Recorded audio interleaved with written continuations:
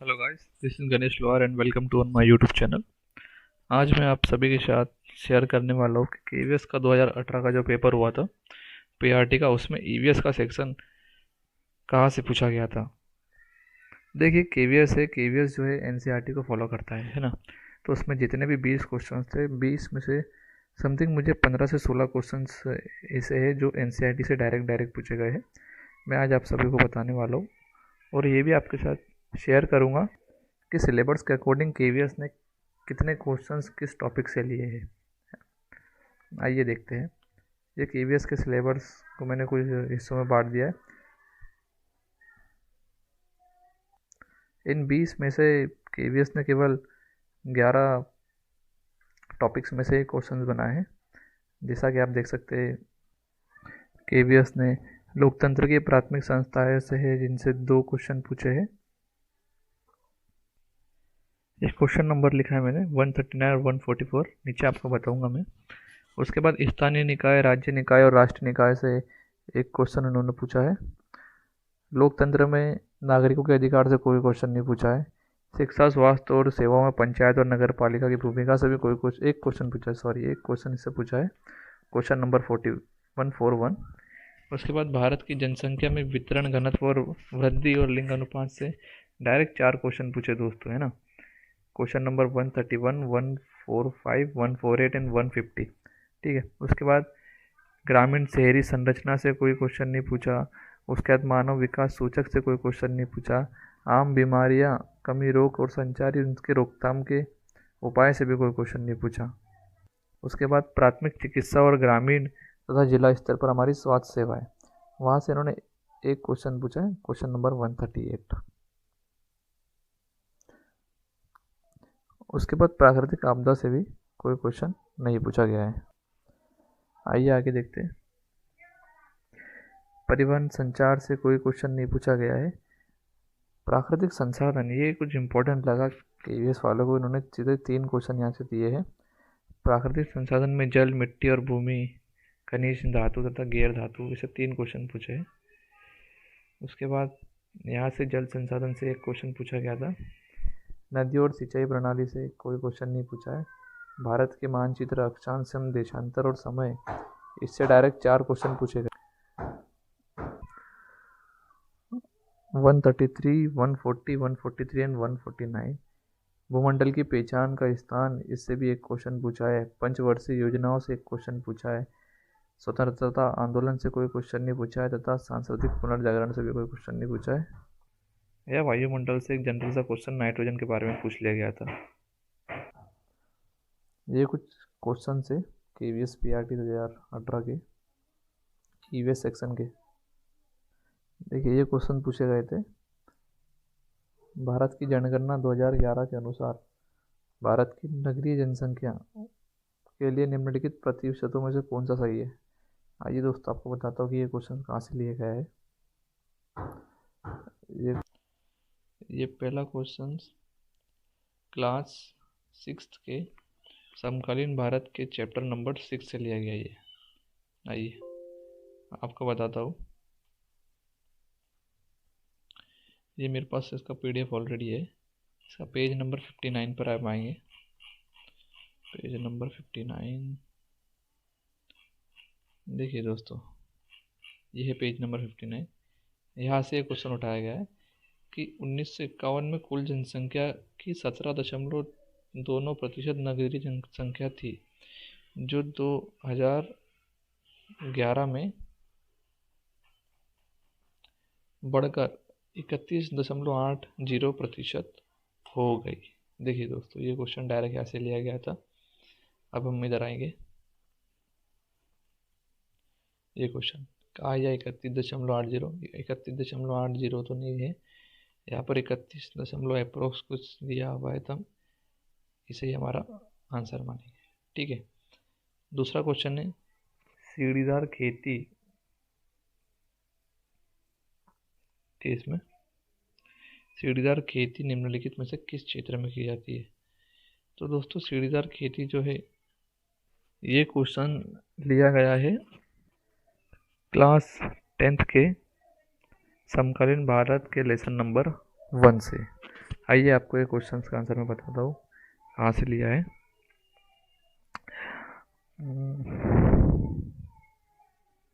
ये देखिए दोस्तों, ये यहाँ से लिया गया है। इसके हम पेज नंबर आएंगे पेज नंबर 12 पर। आपको बताते हैं पेज नंबर 12।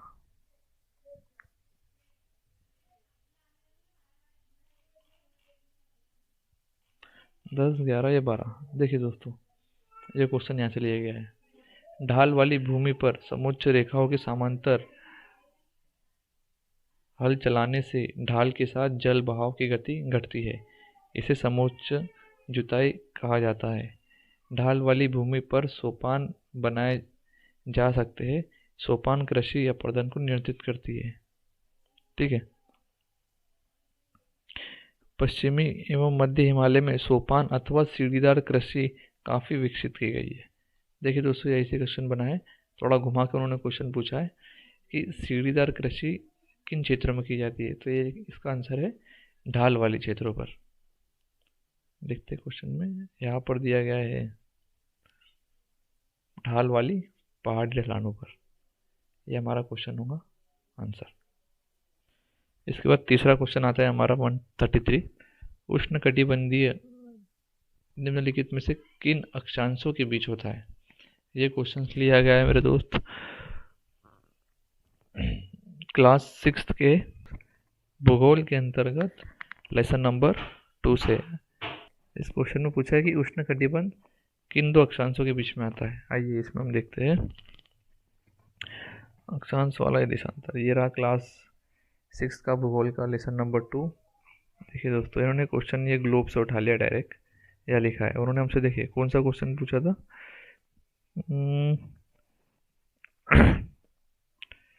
उष्णकटिबंधीय है ना,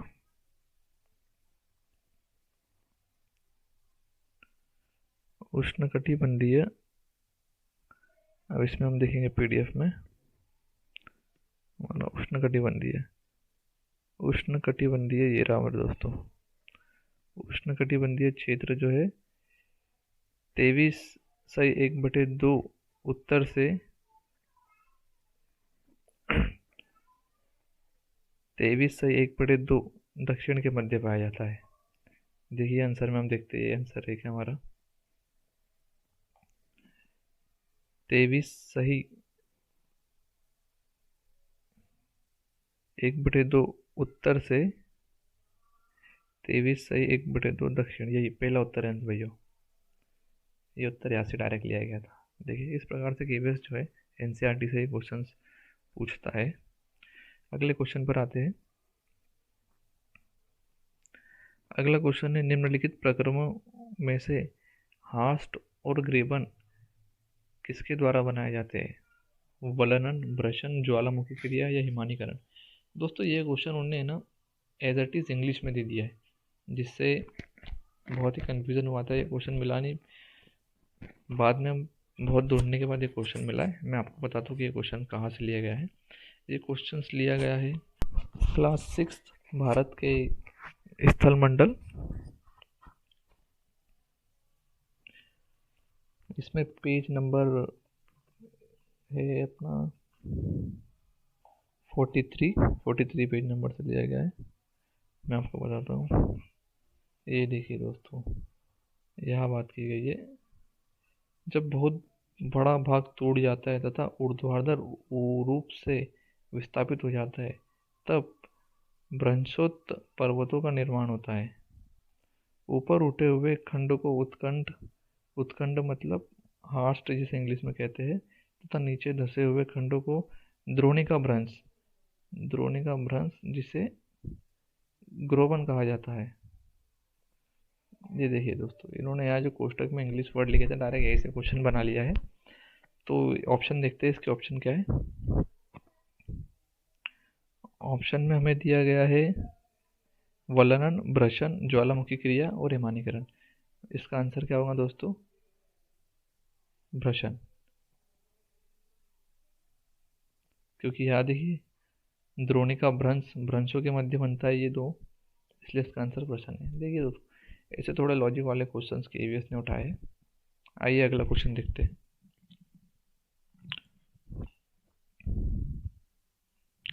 अगला क्वेश्चन है, पृथ्वी तथा इसके वायुमंडल में जल का स्थानांतरण किस निम्नलिखित तत्वों के समूह को सम्मिलित करता है। मतलब आपको सही क्रम बताना है। जल का स्थानांतरण जिसे हम जल चक्र कहते हैं, उनका सही क्रम क्या होगा, ये क्वेश्चन भी आपको बताता हूँ दोस्तों। ये क्वेश्चन दिया गया है क्लास 8 के भूगोल के लेसन नंबर 2 से लिया गया है। आइए आपको इसका आंसर बताता हूँ। इसे हमने पेज नंबर 40, पेज नंबर 40 पे हमें आना है, थोड़ा नीचे स्क्रॉल करेंगे।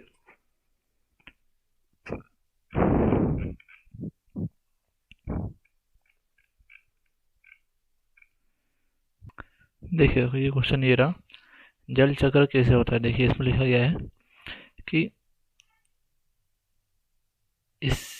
इसीलिए अलवणीय जल पृथ्वी का सबसे अधिक मूल्यवान पदार्थ है। पृथ्वी पर जल न बढ़ाया जा सकता है, न ही घटाया जा सकता है। इसकी कुल मात्रा स्थिर रहती है।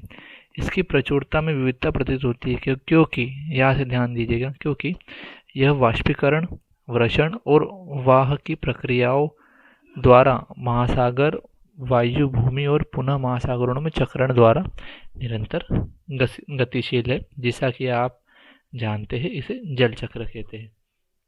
देखिए दोस्तों, सबसे पहले क्या होगा, सबसे पहले होगा वाष्पीकरण, उसके बाद वर्षण और फिर वाह। देखते हैं क्वेश्चन में इनका कुछ सही क्रम दिया गया है कि नहीं। ये हमारा क्वेश्चन आ चुका है। सबसे पहले वाष्पीकरण, वाष्पीकरण इसमें भी 3 नंबर में भी वाष्पीकरण है, और वाष्पीकरण इसमें भी है, वाष्पीकरण इसमें भी है। उसके बाद उन्होंने कहा था वाष्पीकरण, वाष्पीकरण के बाद क्या हुआ दोस्तों, संघनन।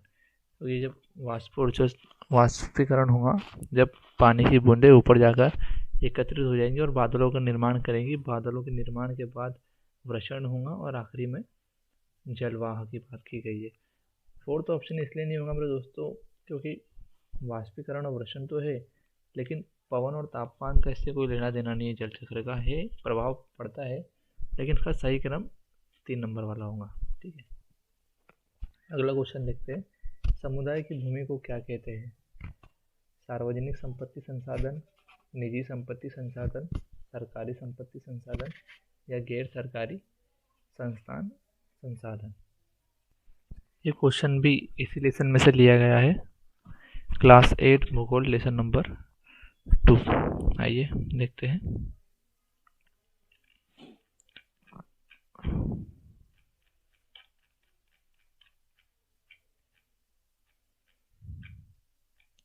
देखिए दोस्तों, यहाँ लिखा गया है, स्वामित्व के आधार पर भूमि को निजी और सामुदायिक भूमि में बांटा गया है। निजी भूमि निजी व्यक्तित्व के स्वामित्व में होती है, जबकि सामुदायिक भूमि समुदाय के स्वामित्व में होती है। सामान्य रूप से इसका उपयोग समुदाय से संबंधित व्यक्तियों के लिए किया जाता है, जिसे चारा, फलों को नष्ट होने, औषधि बताने का करना। इस सामुदायिक भूमि को ही साझा संपत्ति संसाधन या साझा संपत्ति भूमि कहते हैं। देखिए दोस्तों, डायरेक्ट लाइन केवीएस ने उठाइए, बिल्कुल भी आपको टेंशन लेने की ज़रूरत नहीं। क्वेश्चन कहाँ से आएगा, कैसा आएगा, केवीएस हर बार की तरह सीधा एनसीईआरटी से क्वेश्चन उठाते हैं। देखिए, आ जाइए अपने पेज पे। सामुदायिक भूमि को क्या कहते हैं, सामुदायिक भूमि को कहते हैं सार्वजनिक संपत्ति संसाधन, common property resource, common property resource. Okay, अगला क्वेश्चन, दिल्ली और कन्याकुमारी के बीच नई रेलगाड़ी आरंभ करने के लिए निम्नलिखित सरकारी संस्थानों में से आप किसके पास जाएंगे। दोस्तों, इस क्वेश्चन का जो आंसर है मुझे एनसीईआरटी बुक में नहीं मिला है, क्योंकि इसका जो टॉपिक है, मैं आपको बताता हूँ इसका टॉपिक कौन सा है। ये टॉपिक आया है लोकतंत्र की प्राथमिक संस्थाओं और राष्ट्रीय निकाय के ऊपर, क्योंकि सेंट्रल गवर्नमेंट के अंडर आता है रेलवे बोर्ड।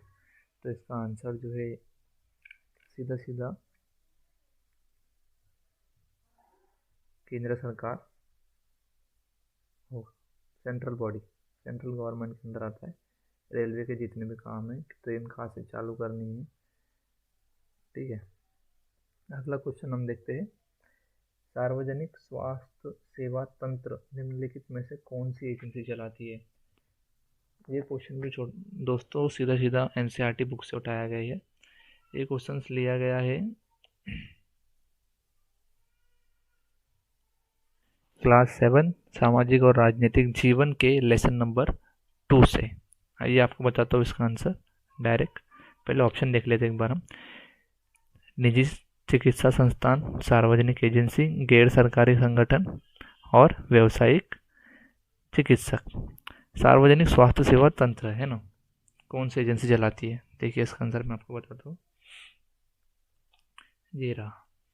इसके हम पेज नंबर पर आएंगे 138 पेज नंबर पर, है ना। देखते हैं, सॉरी 24 नंबर पर आएगा ना, 24 वाले पर इधर आएगा हम। थोड़ा सा और नीचे आते हैं। हाँ, यहाँ लिखा गया है कि सार्वजनिक और निजी स्वास्थ्य सेवाएं उपयुक्त कहानी समझ गए। स्वास्थ्य सेवाओं को 2 वर्गों में बांटा जा सकता है, सार्वजनिक स्वास्थ्य सेवा और एक निजी स्वास्थ्य सेवा। हमसे क्वेश्चन में किस बारे में पूछा गया था, सार्वजनिक स्वास्थ्य सेवा के बारे में। इसका आंसर आपको मैं बताता हूँ डायरेक्ट। देखिए लिखा है, सार्वजनिक स्वास्थ्य सेवा स्वास्थ्य केंद्र व अस्पतालों की एक श्रृंखला है जो सरकार द्वारा चलाई जाती है। सरकार, अब सरकार को हम इंग्लिश में गवर्नमेंट भी कहते हैं, है ना। देखते हैं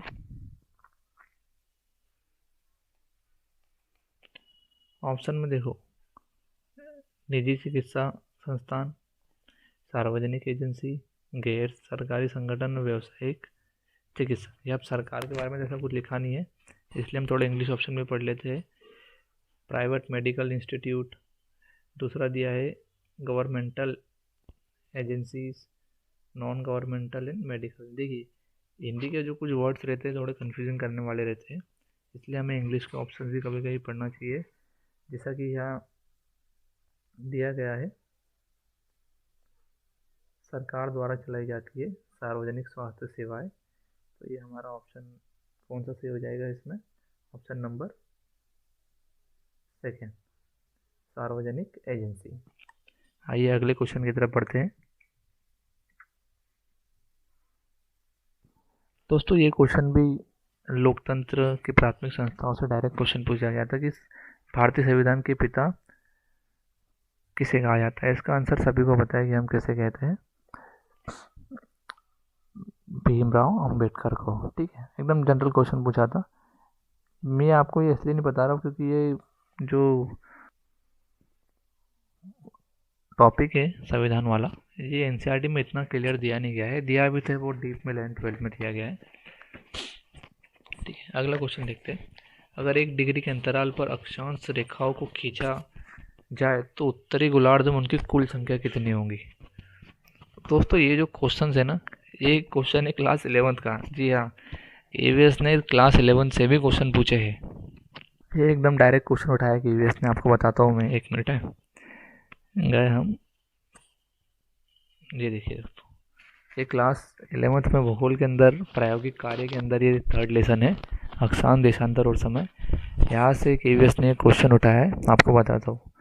ये देखिए, यदि अक्षांश समांतरों को 1 डिग्री के अंतराल पर खींचते हैं तो उत्तरी गोलार्ध एवं दक्षिणी गोलार्ध में 79 अक्षांश समांतर होंगे। देखा दोस्तों, ईवीएस जो है डायरेक्ट एनसीईआरटी से लाइन उठाता है, जैसा कि हमने यहाँ देखा। ये हमारा क्वेश्चन ये रहा इधर, कितना, अगर 1 डिग्री के अंतराल पर अक्षांश रेखाओं को खींचा जाता है तो उत्तरी गोलार्ध में उनकी कितनी संख्या बच जाएगी, 89, है ना दोस्तों। देखा आपने, 11 से भी क्वेश्चन पूछे गए हैं। बस आपको ये देखना है कि सिलेबस में जितने भी टॉपिक्स दिए हैं, कोई भी क्लास में दिए हो, सब पढ़ डालो। अगले क्वेश्चन की तरफ से चलते हैं। अगला क्वेश्चन भी एकदम direct question, point two point के ईवीएस ने उठाया है एनसीईआरटी की बुक्स। क्लास 7 सामाजिक और राजनीतिक, क्लास 6 सामाजिक और राजनीतिक जीवन से, ग्राम सभा के सचिव का चुनाव किसके द्वारा होता है, ग्राम सभा के सदस्यों द्वारा, ग्राम वार्ड के सदस्यों द्वारा, ग्राम पंचायत के सदस्यों द्वारा या सरकार द्वारा नियुक्त की जाती है। देखते हैं इसका आपको डायरेक्ट आंसर मैं बताता हूँ कि कहाँ से लिया गया है। ये क्वेश्चन लिया गया है क्लास 6 के सामाजिक राजनीतिक जीवन के अध्याय नंबर 5 पंचायती राज से। देखिए दोस्तों, थोड़ा नीचे आएगी, मैं आपको बताता हूँ। इसका आंसर आपको यहाँ मिलेगा।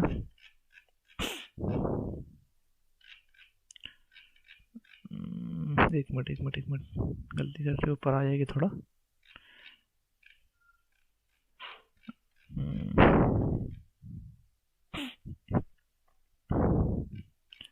इसका आंसर दोस्तों ये रहा। ग्राम पंचायत का एक सचिव होता है जो ग्राम सभा का भी सचिव होता है। सचिव का चुनाव नहीं होता, उसकी सरकार द्वारा नियुक्ति की जाती है। देखा दोस्तों, यहाँ से भी केवीएस ने एकदम डायरेक्ट क्वेश्चन उठाया है कि इसकी नियुक्ति जो है सरकार द्वारा की जाती है। जैसा कि हमने हमारे ऑप्शन में देखा था, ग्राम सभा के सचिव की नियुक्ति किसके द्वारा की जाती है? सरकार द्वारा की जाती है। ठीक है दोस्तों, एकदम डायरेक्ट क्वेश्चन है। 142 नंबर का क्वेश्चन है, ये भी एकदम direct question A to Z KVS ने जो एनसीईआरटी से ही उठाया है। क्लास 8 भूगोल के अंदर संसाधन से ये क्वेश्चन है, लेसन नंबर कृषि।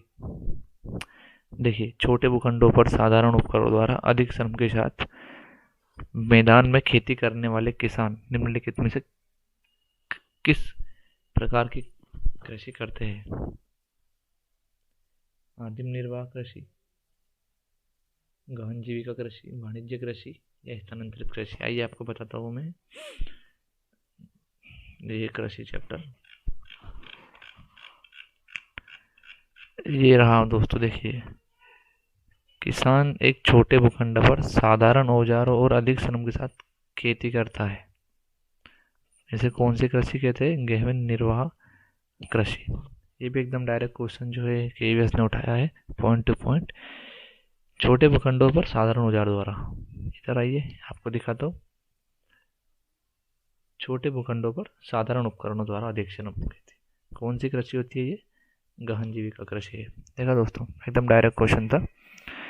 अगला क्वेश्चन मैं आपको बताता हूँ। अगला क्वेश्चन जो है थोड़ा मैथमेटिकल है, समझने वाला क्वेश्चन है। निम्नलिखित में से किसे भारत का मानक डायरेक्ट क्वेश्चन पूछा है ये भी। निम्नलिखित में से किसे भारत का मानक देशांतर के रूप में जाना जाता है? फिर वही लेसन क्लास 6 भूगोल में लेसन नंबर 2। आइए, डायरेक्ट क्वेश्चन। भारत का मानक देशांतर की हम बात कर रहे हैं। भारत का मानक देशांतर कौन सा है? भारत का मानक देशांतर, आइए दोस्तों,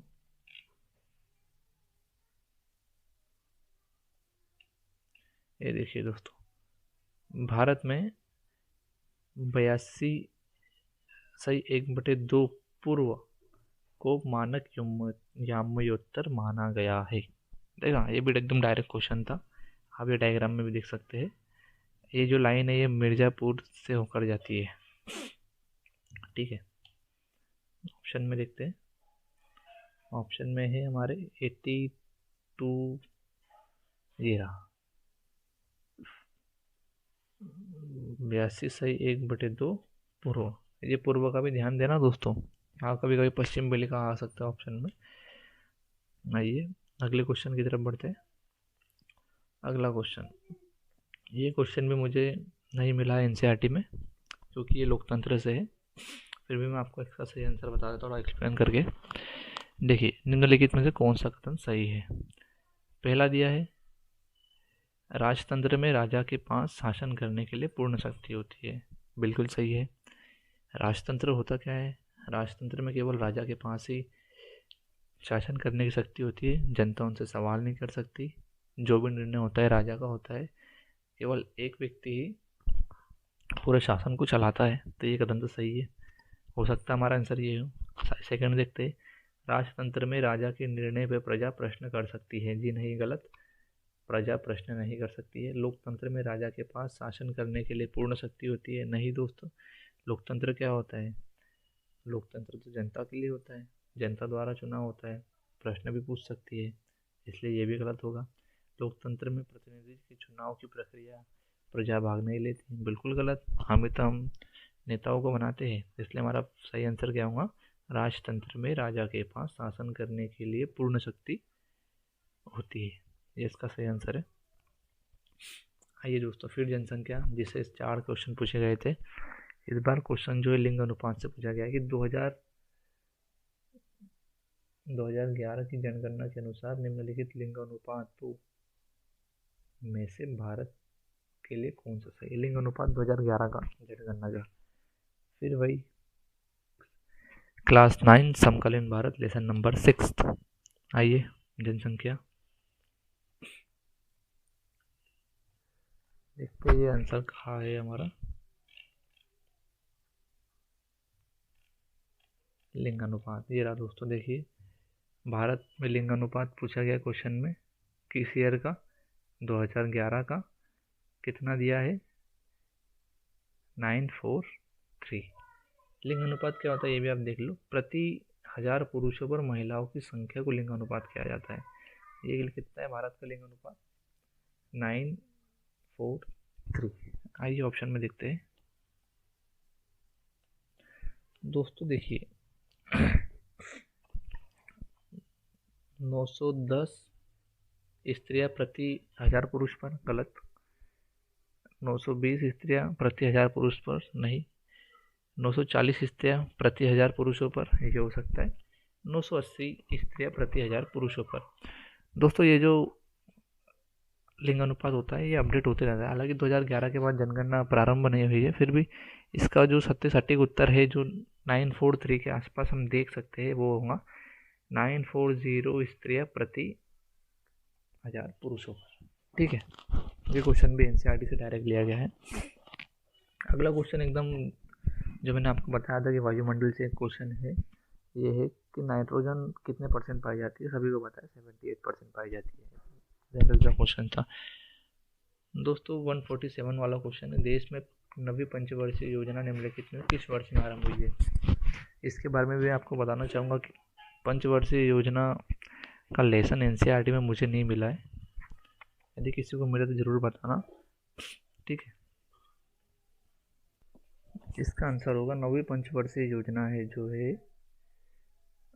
1997 में चालू हुई थी, ठीक है। अगला क्वेश्चन देखते हैं, ये लास्ट 3 क्वेश्चन है, ये तीनों क्वेश्चन जो एनसीईआरटी से डायरेक्ट लिए गए हैं। 2011 जनगणना के अनुसार भारत के जनसंख्या घनत्व को दर्शाता है, भारत का जनसंख्या घनत्व कितना है, वही फिर क्लास 9 समकालीन भारत लेसन नंबर 6।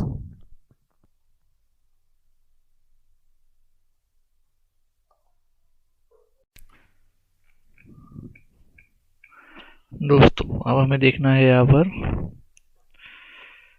भारत के जनसंख्या घनत्व को कौन दर्शाता है, ठीक है ये फिर वही हमें जनसंख्या वाले लेसन पर जाना है।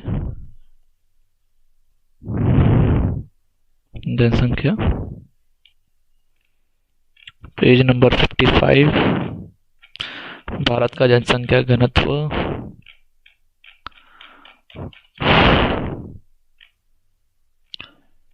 देखिए दोस्तों, भारत का जनसंख्या घनत्व 2011 में भारत का जनसंख्या घनत्व 382 प्रति व्यक्ति प्रति वर्ग किलोमीटर था। देखिए दोस्तों, अपने को देखना है आप 382 व्यक्ति प्रति वर्ग किलोमीटर ऑप्शन में है, बिल्कुल है ऑप्शन में 382 व्यक्ति प्रति वर्ग किलोमीटर। देखा दोस्तों, एकदम एनसीईआरटी से पॉइंट टू पॉइंट उठाता है केवीएस।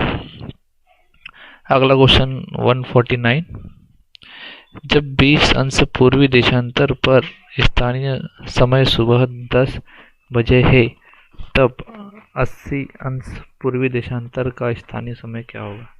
देखिए ये क्वेश्चन जो है छोटे आसान देशांतर से ही लिया गया है, लेकिन ये थोड़ा समझने वाला क्वेश्चन है। आइए मैं आपको बताता हूँ।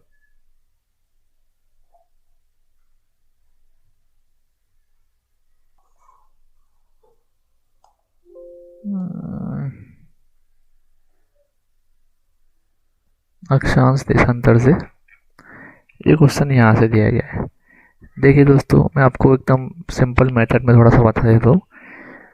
पृथ्वी गोल होती है ना।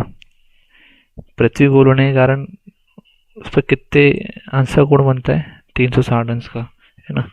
हम 24 घंटे रहते हैं पृथ्वी पर एक दिन में, 360 अंश, ठीक है।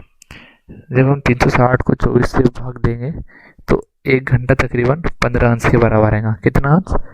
15 अंश के बराबर आएगा, बस। और आपको एक बात ये ध्यान देनी है कि ये देखिए, ये थोड़ा मैप है, मैं इसको और छोटा कर देता हूँ आपके लिए। तो थोड़ा आड़ा मैं आपको बताता हूँ। एक प्रमुख यामी उत्तर माना गया है पूरे वर्ल्ड के लिए, जो कि इंग्लैंड से होकर जाता है। इसके पूर्व में यदि जितने भी देश है, प्रमुख यामी उत्तर के पूर्व में कौन कौन से देश हैं? भारत है, चीन है, ऑस्ट्रेलिया है, न्यूजीलैंड है।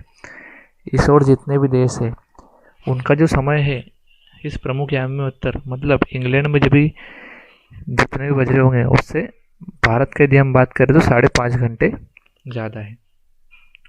अब आपको बताता हूँ, उन्होंने कितना बोला है?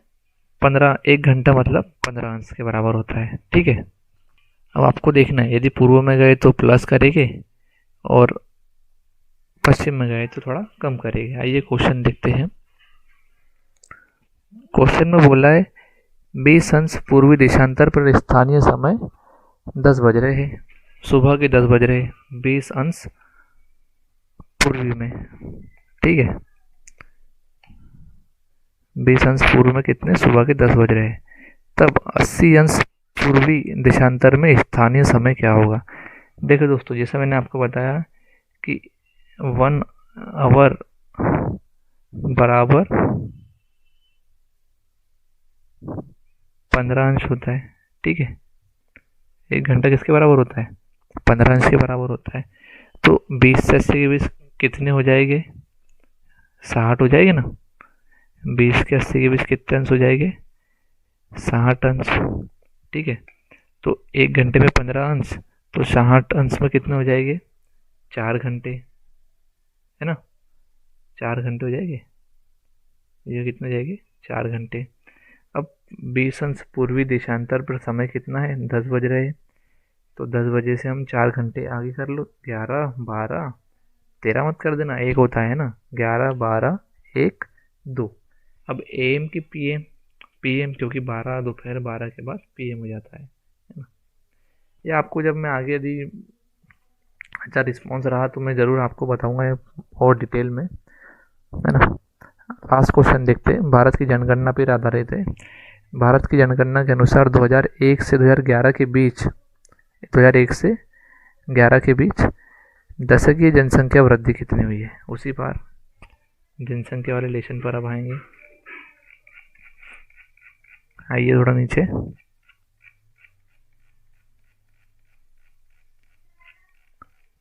जनसंख्या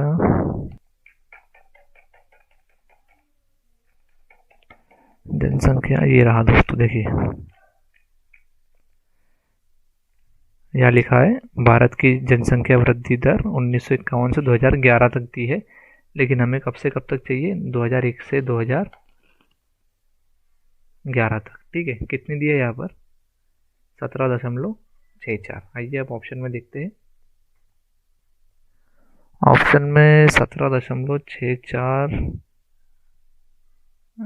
जी हाँ, ये रहा 17.64%। देखा दोस्तों, एकदम डायरेक्ट क्वेश्चन NCERT से ही KVS जो है उठाता है। बस इतने ही क्वेश्चन थे। आई होप आपको ये वीडियो पसंद आई होंगी। बहुत बहुत धन्यवाद। पसंद आई हो अगर आने वाले समय में EVS का इमेज का जितना भी सिलेबस है, NCERT का कौन सा लेसन किस टॉपिक से लिया गया है, उसका पूरा सिलेबस आपके साथ शेयर करने वाला हूँ। तो आने वाली वीडियो आपको तक पहुँच सके इसलिए हमारे चैनल को सब्सक्राइब जरूर करें। Thank you.